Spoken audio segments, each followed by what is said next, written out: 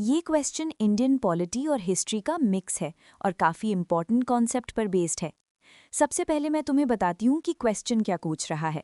Question ये है कि ब्रिटिश इंडिया के किस एक्ट यानी कानून ने वाइसरॉय की ताकत को बढ़ा दिया था कॉरपोरेट फंक्शनिंग को हटाकर पोर्टफोलियो सिस्टम लाने के द्वारा।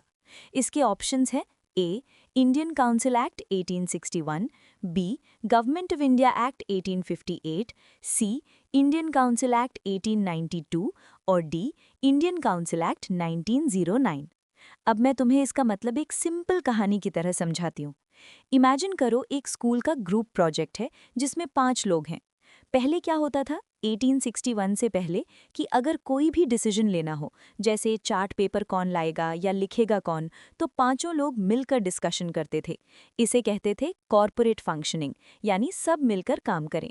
लेकिन इसमें दिक्कत ये थी कि काम बहुत स्लो होता था और वाइसरॉय जो ग्रुप का लीडर था परेशान हो जाता था क्योंकि हर छोटी बात पर मीटिंग करनी पड़ती थी।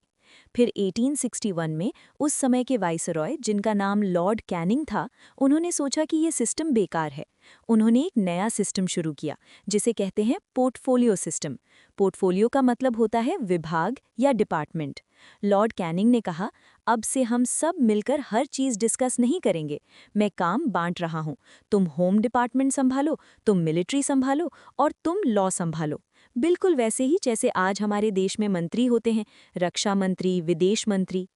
इस पोर्टफोलियो सिस्टम ने वाइसरॉय को बहुत पावरफुल बना दिया। क्यों? क्योंकि अब अगर सेना यानी मिलिट्री में कुछ करना है तो वाइसरॉय को पूरी काउंसिल की मीटिंग नहीं बुलानी पड़ती थी। वो सीधा मिलिट्री वाले मेंबर को ऑर्डर दे सकता था और फाइनल डिसीजन ले सकता था।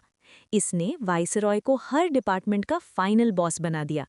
तो इसका सही जवाब है ए इंडियन काउंसिल एक्ट 1861। ये वही कानून था जिसने ये कैबिनेट या मंत्रिमंडल जैसा सिस्टम इंडिया में पहली बार शुरू किया। बाकी ऑप्शंस इसलिए गलत हैं क्योंकि 1858 का एक्ट तो सिर्फ ईस्ट इंडिया कंपनी को हटाने के लिए था और 1892 और 1909 के एक्ट्स तो बहुत बाद में आए थे, इलेक्शंस और काउंसिल मेंबर्स बढ़ाने के लिए। तो बस याद रखना 1861 मतलब पोर्टफोलियो सिस्टम, काम का बंटवारा और लॉर्ड कैनिंग।